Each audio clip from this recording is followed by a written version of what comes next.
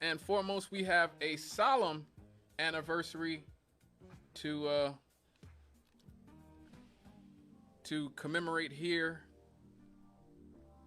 on this first few days of June.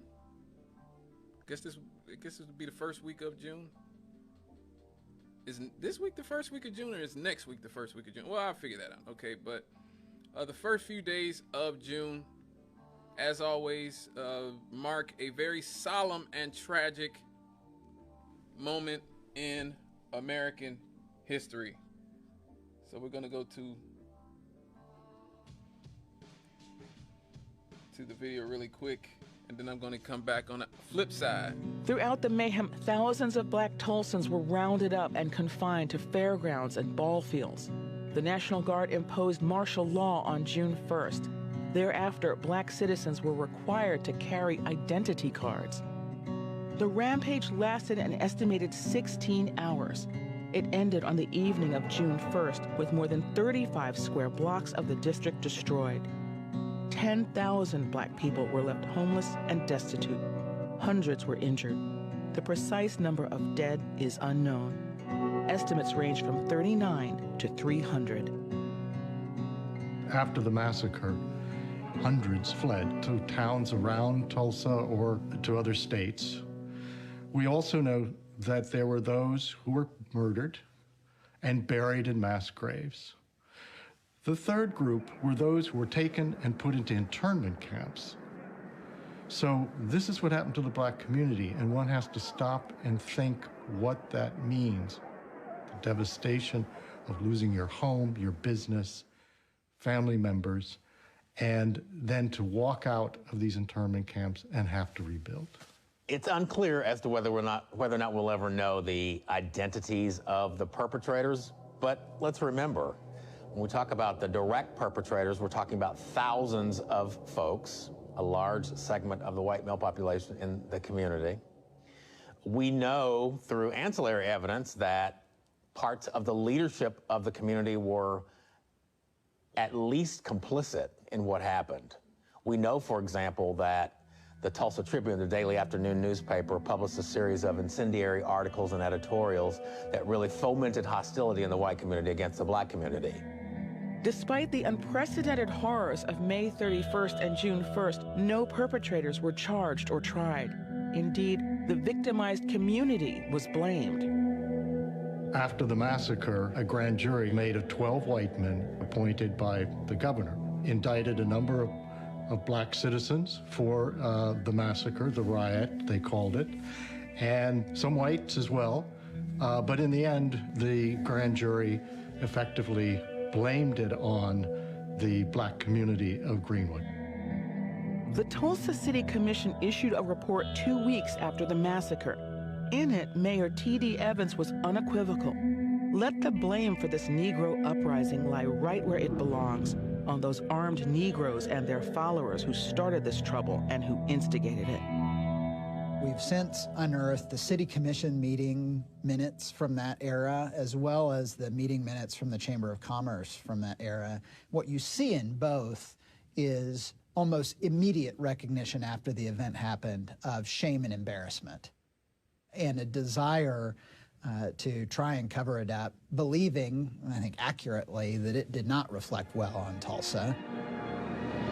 This is Tulsa, one of the richest cities in the country and oil capital of the world. Tulsa's civic and business leaders succeeded in suppressing the truth of the carnage, and the city resumed business as usual. The white community continued to prosper. The black community did not.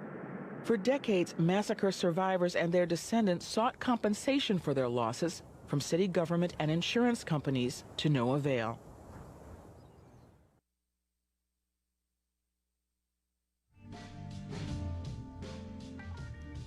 All right, folks. That was a report from PBS on the Tulsa Massacre, the Tulsa Race Massacre of 2001, because this is the 102nd anniversary of the Black Wall Street Massacre. On May 30th, a young black shoe shiner named Dick Rowland stepped into an elevator with a young white elevator operator named Sarah Page. Details are murky what happened. But at some point, she shrieked and both ran out of the elevator. So Sarah Page, sort of weaponized her white woman tears. And instead of trying to figure out exactly what happened in the elevator, using due process, the white community in Tulsa decided that the entire Greenwood community, Black Wall Street, the richest black neighborhood in America, the center of America's black economy, had to burn. Think about that. Just think about that. Let's just say Dick Rowland grabbed her butt. Let's look at the absolute worst case scenario. He grabbed her butt, or he did a Donald Trump or something. You know what I'm talking about. Hundreds of people have to die for that?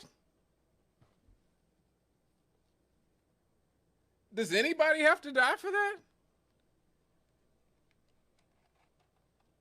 Whole communities have to be burned to the ground over somebody getting goosed?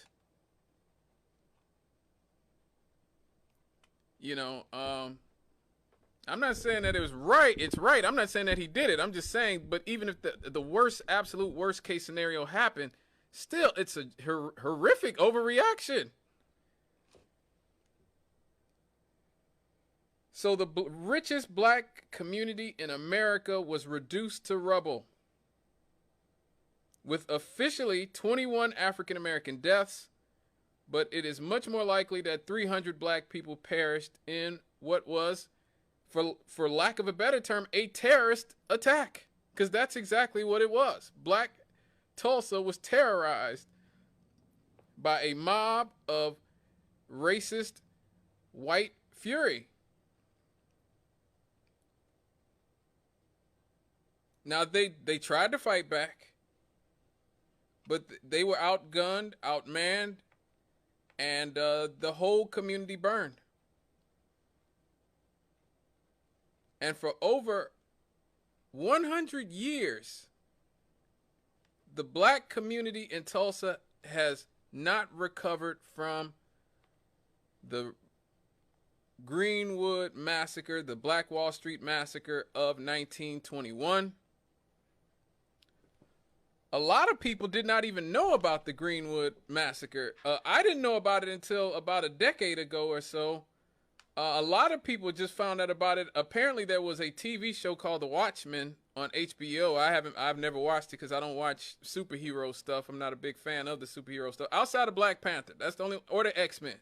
I'll watch some X-Men stuff. I'll watch Black Panther. But no, I'm not a big superhero guy. But apparently on this superhero show, they talked about the Tulsa Massacre of 1921, and everybody, it was trending on Twitter. Everybody's like, "Oh my God, this actually happened! Oh Lord!" Like, yeah, it happened. Yes, it actually happened.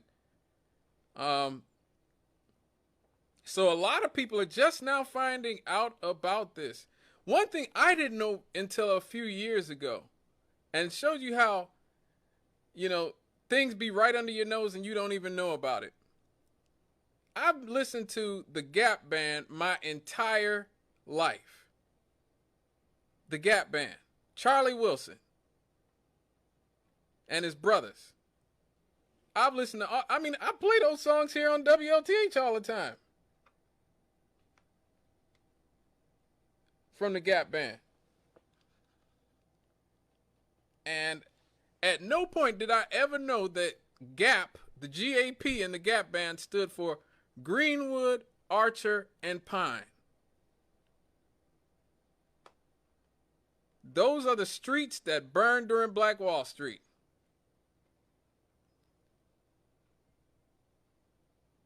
I had no idea that those brothers were sending a message in the name of their band all these years And I just never picked it up. I had no idea that those brothers was telling us, yeah, Greenwood Archer Pine. This is what these white supremacists did. They burned it down, and now we're going to name our band the Gap Band because these are the streets that burned during Black Wall Street. Wow, that's something. That's something. Let me take this caller. Hello, caller. Okay. What's up? What's up? You're giving a lot of wisdom, but you got to understand something. What's up? They burnt Black Wall Street because of jealousy. Mm-hmm. Those plants were jealous of those blacks being that wealthy. In other words, why do that N-word have so much and we have nothing? You understand? Mm. But no, this was down throughout the South. Now, you understand also that black men was killed by the Klansmen because the whites went in there and the white women said that the black man raped them, and they was mad because the black man would not bother them. You understand that? Oh, yeah, right? yeah. Oh, that's okay. that's how Rosewood burned, if I'm not mistaken. The same mess. They look, man. Everybody had their own preferences. I'm gonna just give it to you straight. If you came where I come from, those black women were so beautiful and gorgeous and pretty. You didn't want nothing. You didn't want nothing else. So I'm gonna own you because you didn't want me. That's what was going on. That's why so many of them blacks got killed, castrated. That's why they got all messed up because of the lies that they told. I've seen it happen in Canton, Mississippi. I was a little child. A woman sat there screaming and holler about this black guy was trying to rape her, and she said that in front of a drugstore, Noble drugstore, and that white man came out there and saved that young man. And when Bitter Noble, the sheriff, came, he put it on her plate. Wow. So all I'm getting at, what you all hearing about, there's a lot of us in Gary from down there. We've seen it, we lived it, and we know it. So whatever you talk about, that do not surprise me at all. Black Wall Street, I mean, and you said you just heard about it 10 years ago. Yeah. Well, my friend, I don't know. I just don't know. I don't know why it take you all such a long time to hear about. I don't know, man. I don't know. What is it? They don't Black history or what? We never studied it during Black History Month at school when I went to Emerson. We certainly didn't talk about Black Wall Street during February when I was in school. That's for certain. Yeah. Well, maybe I'm not gonna say that nobody know because I mean the whole world. Well, not the whole world, cause like you said, you all didn't know. I don't know what more to say to you, good man. But yeah. But I've seen it. I've seen it in action. And it's not pretty. All right. Thank you for your call, brother. Oh, okay. Feel free to call back anytime. Yeah. And this is exactly why it annoys me when you see stuff like the critical race theory debate that's happening. You have two sides. Like, first of all, our struggle is always being used, as Malcolm X called it back in the 60s. That's why I always tell people, always go back to Malcolm X. He called us a political football. He said that's how white liberals, that's how white conservatives use black people, and he was 100% correct. Okay, and critical race theory is a perfect example. Perfect example. So what you get is, you get the black community, black history, our history, being used as some sort of political football between the Democrats and Republicans. So the Republican stance is, we don't want people to know black history. We don't want people to know history at all because it makes us look bad, and they know it makes them look bad. You know how I know? Because they're constantly trying to revise history. They're constantly trying to revise history. For so many years, I remember talking to people, fighting with people, conservatives, about the Civil War, and they couldn't wait to tell you that the Civil War was not about slavery. I know y'all hadn't heard that. Oh no, the Civil War wasn't about slavery, y'all. It wasn't. According to them, they told us it was about states' rights. The Civil War was about states' rights. That's what they say.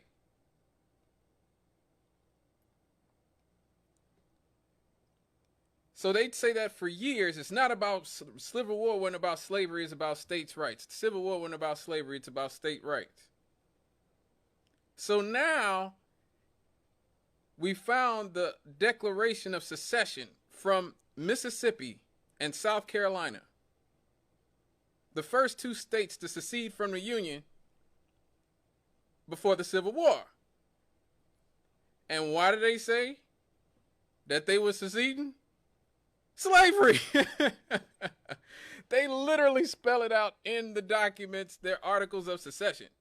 We are leaving because we think slavery is something that's so great and is so justified that we do not want to be a part of America if we can't own slaves. So now that dog won't hunt no more. That dog won't hunt no more. Even a lot of conservatives won't make that argument it wasn't about slavery, because then we could just say in the Articles of Secession of the first two states that left the Union, they said specifically slavery was why they were leaving. So what do? They say blacks are not owed reparations because, well, white people fought in the Civil War to end slavery. And so if there were white people fighting to liberate black people from slavery in the Civil War, then that means that black people should just be grateful. You already got your reparations by white people fighting to end slavery. But hold up, I thought you said it wasn't about slavery. So this is what I'm saying, like, conservatives are using any hardcore dirty trick to keep black people from learning about history. And keeping everybody from learning about history. They don't want immigrants to know this. They want immigrants, and they want their children, anybody who is younger or who is not a historian, they want everybody to think that the reason that you have ghettos in places like Gary, Indiana, and Flint, Michigan, and the south side of Chicago, and Jackson, Mississippi, is because black people are just lazy and have a bad culture. And a lot of immigrants and a lot of young people buy into it because they don't know their history, because they are naive and they just believe what, their schools tell them, and don't look into history too deep. Then you get the liberals who say, yes, we have to acknowledge black history. We have to acknowledge black history. Yes, yes, yes, we have to acknowledge black history. But we got to LGBTQRSTUV it up a little bit. Okay, we got to make everybody gay. Martin Luther King gay, Malcolm X gay. I'm over-exaggerating, obviously. I'm being hyperbolic. But they have to revise history to push a feministic agenda, malign civil rights, black male civil rights heroes in order to prop up female ones. They've got to, again, prop up gay people and sort of push queer theory, which was actually in the course that Ron DeSantis banned down in Florida. What the hell does queer theory have to do with black history? Nothing. Absolutely nothing. But this is what happens when you get in bed with the liberals. They're going to push queer theory and whatever it is. I guarantee you, when we're learning about the Holocaust, they're not like mucking it up with queer theory. Okay, you better believe that.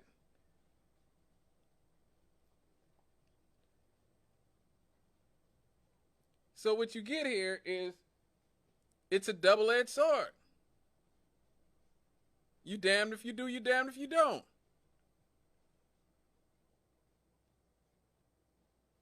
You get people who will at least acknowledge that you have suffered and are suffering, but what they are going to do is dilute your suffering by forcing you to bring everybody else up with you.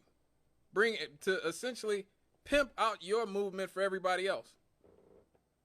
And so that's why you can't see, and look, I played Brother Cornel West at the beginning of the show. but sometimes he does this and it drives me insane. Okay, so I don't agree with everything he says it does, but even he does this, and so does Jesse Jackson, Al Sharpton, every single black person who's involved, who's been a civil rights leader or been a academic. The first thing they do, talk about illegal immigrants. They talk about the feminists. They talk about gays. They talk about all these different other things that have nothing to do with stuff like Black Wall Street. Nothing.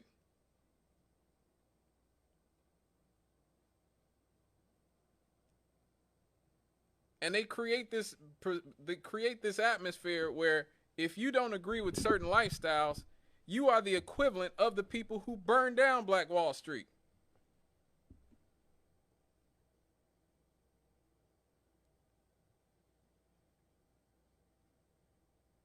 Which, can I say, is absolutely ridiculous. Black people were slaves for hundreds of years in this country. You heard Brother Cornell at the beginning of the show, at the top of the show.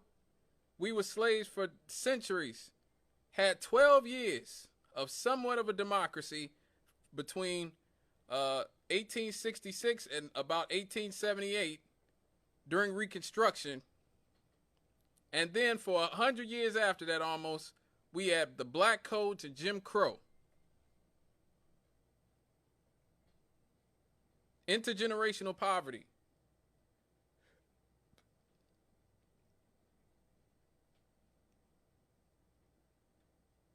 You know, I love my city. I love this city, Gary, Indiana. You know, I call it the greatest city in the world, not because the people have wealth, but because the people are, I believe, good people inside.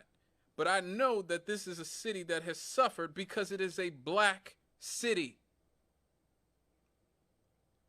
It is a city that wealth has been specifically extricated from our community, and the black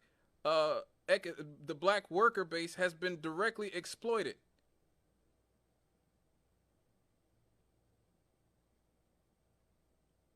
We have had our air and water poisoned. That's what being black is. That has nothing to do with being LGBTQRSTUV or a white feminist or a legal immigrant or any of those other things that they try to put in the basket of oppression with black people. So you're damned if you do, you're damned if you don't. Conservatives want to completely retcon history and pretend that stuff like Black Wall Street never happened. Liberals will acknowledge it happened. They will trumpet it from the skies, but they will also try to revise history by forcing things and other agendas on the black community that the black community as a whole generally don't agree with and has nothing to do with our suffering. So like I said, you're damned if you do, you're damned if you don't. This is why I've been saying for years, I've been saying since I've been on this station for the last 6 or 7 years, that we have to have our own party. Like we have to divorce these parties. I don't support Clarence Thomas, and I don't support the Obama, the Kamala Harrises of the world either. I think both of them exploit the black community for their own personal gain. They just do it in different ways.